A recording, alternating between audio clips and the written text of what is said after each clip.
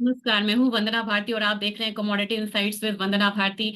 आज सबसे पहले बात होगी गोल्ड और सिल्वर की। और जिन लोगों ने काफी दिनों से ये क्वेरी करी थी कि उन्हें मतलब शादी के पर्पज से यहाँ पे सोना खरीदना है या चांदी खरीदनी है, उन्होंने इस रैली में यहाँ पे सोना खरीदना मिस कर दिया था, उनके लिए खुशखबरी है कि अब गोल्ड यहाँ पे 80,000 के रिकॉर्ड हाई से लगभग यहाँ पे 75,000 के करीब पहुंच चुका है। यानी कि 5,000 की जो गिरावट है वो ऑलरेडी यहाँ पे देखने को मिल रही है और लग रहा है कि थोड़ी सी गिरावट गिरावट अभी यहाँ पे और आ सकती है।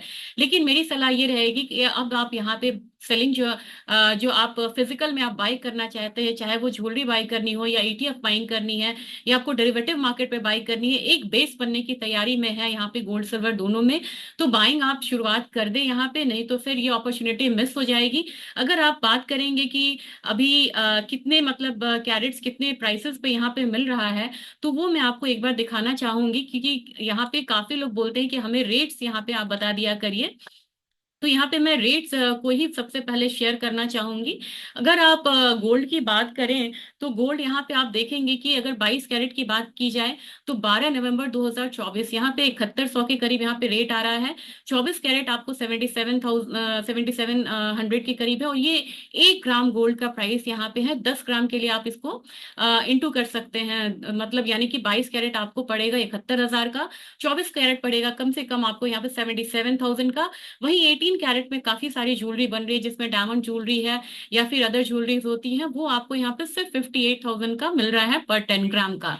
अगर यहाँ पे, और ये दिल्ली का रेट है, इस तरीके से आप यहाँ पे कहीं के भी रेट्स को आप देख सकते हैं, रेफर कर सकते हैं। अगर बात यहाँ पे सिल्वर की जाए तो सिल्वर में अगर यहाँ पे 1 ग्राम की बात की जाए तो वो आपको 91 रुपीज पर ग्राम मिल रहा है। अगर आपको 1 केजी लेना है तो 91,000 के करीब आपको मिल रहा है, जो कि अभी थोड़े दिन पहले ही यहाँ पे बिल्कुल 1 लाख के करीब था। तो मेरे ख्याल से इस गिरावट पे आपको निश्चित तौर पे बाय करना चाहिए। और अगर आप पूछेंगे कि गोल्ड में यहाँ पे सेलिंग यहाँ पे क्यों आ रही है, तो सबसे पहले मैं वीकली चार्ट पे आपको दिखाना चाहूंगी। $2,800 के करीब यहाँ पे इंटरनेशनल मार्केट में ये कमोडिटी आया था। और इसके बाद हम लोगों ने यहाँ पे लगातार 2 हफ्ते एक फॉल आता हुआ देखा, और पिछले जो तीसरा यहाँ पे हफ्ता, यहाँ पे भी एक टेल बना के ये कमोडिटी बिल्कुल नीचे की तरफ आ रही है।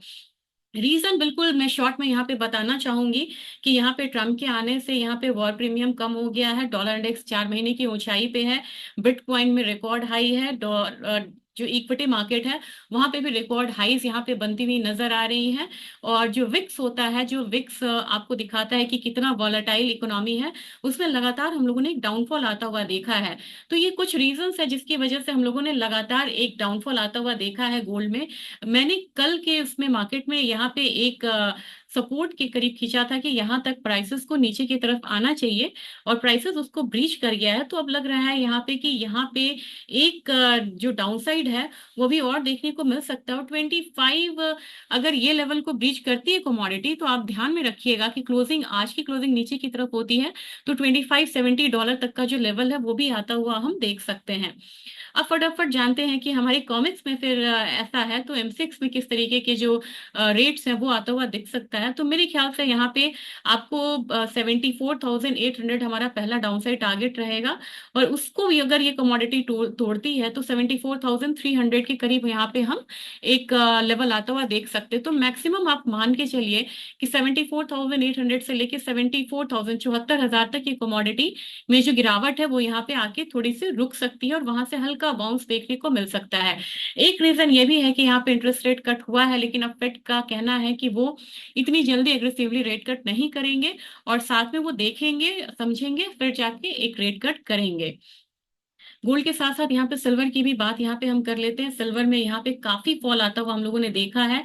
यहाँ पे अगर देखा जाए तो डेली पे उन्होंने डबल टॉप लगा और वहां से एक डाउनफॉल आया है। मुझे लग रहा है कि प्राइसेस नीचे $30 के करीब एक यहाँ पे सपोर्ट ले सकता है। फिर से मैं एक ट्रेंड लाइन जैसा मैं खींचती हूँ आप लोगों की सहूलियत के लिए भी, ताकि इस पे हम नेक्स्ट बात कर पाए। तो यहाँ पे मुझे लग रहा है कि $30 तक एक सपोर्ट जो है ये कमोडिटी लेगी। घरेलू बाजार की बात अगर की जाए यहाँ पे, तो काफी लोगों ने 88,000 के कमेंट्स में उन्होंने कहा था कि 88,000 यहाँ पे आएगा। ऑलरेडी यहाँ पे 88,000 आ रहा है, आ गया है। और मैंने एक सपोर्ट ड्रॉ किया था कि अगर प्राइसेस ब्रीच होता है तो यहाँ पे नीचे की तरफ 87,384 254 का लेवल जो है वो यहाँ पे देखने को मिल सकता है। तो इस लेवल का हम वेट करेंगे और यहाँ तक करेक्शन एक बारी आना चाहिए, यहाँ तक आना चाहिए, नहीं तो आप मान के चलिए कि 88,000 तक प्राइसेस ऑलरेडी लगाया है और वहां तक दोबारा आना चाहिए। और ये जो रेंज है 87,500 से लेके 88,000 का, वो एक बाइंग जोन भी हो सकता है टेम्पररी। अब यहाँ पे क्रूड ऑयल की अगर बात की जाए तो क्रूड ऑयल में यहाँ पे बोलेंगे ऐसा क्या हुआ कि क्रूड ऑयल में इतनी फॉल है, और क्रूड ऑयल के लिए बहुत सारी क्वेरीज थी। तो क्रूड ऑयल में अब तो यहाँ पे जो चाइना का डेटा है स्टिमुलस, वो यहाँ पे डायरेक्ट कंजम्पशन को नहीं बढ़ाएगा, पर्सनल कंजम्पशन को। इसकी वजह से मार्केट काफी ज्यादा यहाँ पे डिसअपॉइंटेड है। और चाइना से क्यों फर्क पड़ेगा, क्योंकि चाइना सेकेंड लार्जेस्ट इंपोर्टर है, कंज्यूमर है क्रूड ऑयल का, और साथ में क्रूड का इंपोर्ट भी वहां पे कम हुआ है। तो मेरे ख्याल से यहाँ पे $67 तक एक प्राइसेस को हम डाउनसाइड आता हुआ यहाँ पे देख सकते हैं। और यहाँ पे $66 से लेके $64 एक रेंज यहाँ पे बनेगा लॉन्ग टर्म सपोर्ट के लिए क्रूड ऑयल में। लेकिन पहला हम सिर्फ $66 को लेके चले, वो यहाँ पे बेहतर होगा। हमारी मार्केट में मुझे लग रहा है कि फॉल कंटिन्यू रहेगा, और यहाँ पे ये जो है 5640 का लेवल लेके आप चलिए, वहां तक प्राइसेस यहाँ पे और डाउनफॉल दिखा सकता है, यानी कि करंट मार्केट प्राइस से आपको 100 रुपए की गिरावट यहाँ पे और देखने को मिल सकती है। नेचुरल गैस में मैंने कहा था कि एक यहाँ पे $3 के करीब एक रेजिस्टेंस रहेगा, ठीक वहीं से ये रेजिस्टेंस आया है। देख लेते हैं हाई क्या है। $2.95 का हाई है, लगभग $3 इसे हम मान के चल सकते हैं। वहीं से एक मतलब फॉल देखने को मिल रहा है। और अगर आप कल का वीडियो अगर आप रिव्यू करेंगे तो आपको पता चलेगा कि मैंने नेचुरल गैस में बाय दिया था, और मेरा जो टारगेट था वो करीब करीब 240 के करीब था। तो 249.7 का एक हाई लगा है। तो लगभग कह सकते हैं कि यहाँ पे थोड़े से 30 पैसे से यहाँ पे टारगेट रहा है, लेकिन उसको मैं कंसिडर करूंगी कि ऑलमोस्ट प्रॉफिट बुक यहाँ पे होना चाहिए आप लोगों का। तो इन सब में मैं अभी भी यहाँ पे थोड़ा सा बुलिश हूँ। लेकिन अगर आप कहेंगे कि आज के दिन में क्या करना चाहिए, तो मैं बोलूंगी ये जो टॉप लगा है इसका वेट करिए, और यहाँ से करेक्शन आता है तो आप यहाँ से बाई करिए। और ये लेवल क्या है 243। तो 243 अगर दोबारा आता है तब तक आप यहाँ पे बाइंग कर सकते हैं। और मुझे लग रहा है कि इस रैली में ये जो प्रीवियस हाई था 254 का, वो टूटना चाहिए।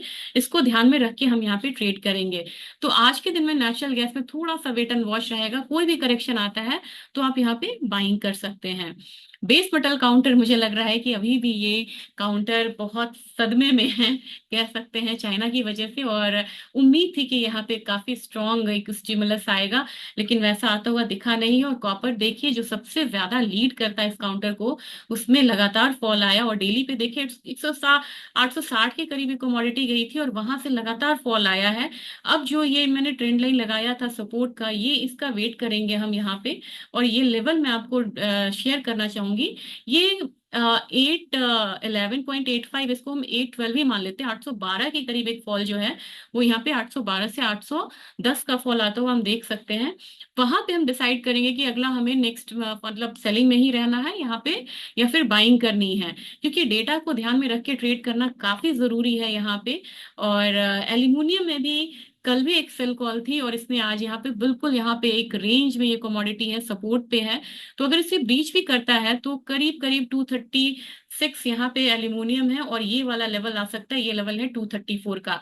तो अब हम छोटे छोटे पॉइंट्स के लिए यहाँ पे सेलिंग करेंगे। मेजर सेलिंग जो थी वो मैंने कल दिया था, वो अचीव हो चुका है।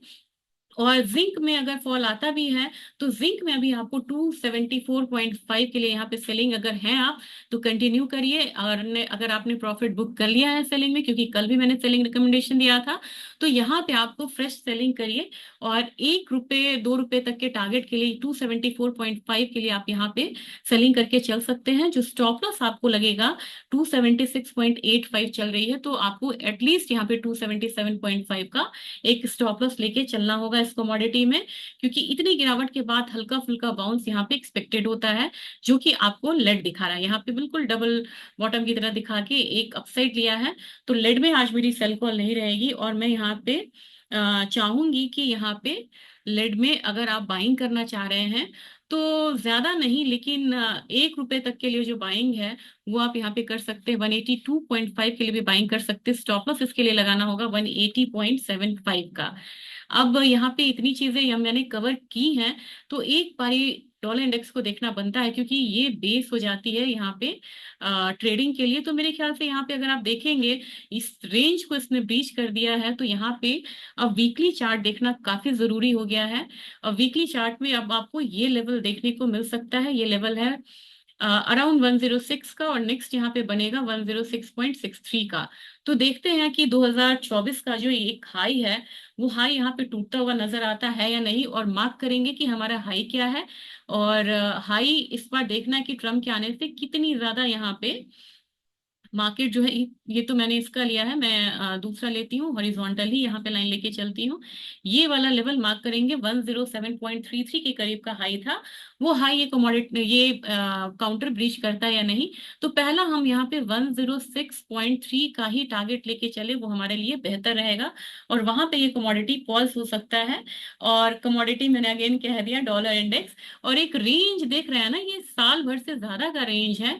इस रेंज में ही ये ट्रेड हो रहा है। अगर यहाँ पे ब्रीच होता है, तो फिर लंबा रन अप आता हुआ हम यहाँ पे देख सकते हैं, जो फिलहाल मुझे यहाँ पे थोड़ा मुश्किल होता हुआ दिख रहा है। तो इसके साथ मैं वीडियो को यहाँ पे एंड करना चाहूंगी। और आप अच्छे से ट्रेड करें, और गोल्ड सिल्वर की ज्वेलरी अगर आपको खरीदनी है, तो प्लीज आप खरीदिए। आप यहाँ पे इस रैली को, इस करेक्शन को आपको मिस नहीं करना चाहिए। अगर ये करेक्शन आप मिस करते हैं, तो फिर आपको दिक्कत होगी। तो अभी भी आप यहाँ पे बाय करें, थोड़े करेक्शन पे बाय करें। और यहाँ पे जो बाइंग है, ये आपको कंटिन्यूअसली करना चाहिए। तो वीडियो को ज्यादा से ज्यादा शेयर करिएगा, सब्सक्राइब करिए, और कमेंट जरूर करिएगा। कल के वीडियोस में मैंने यहाँ पे आपको क्वेरी का आंसर नहीं किया, मैं कोशिश करूंगी कि आज सारी क्वेरीज के आंसर करूं। Thank you.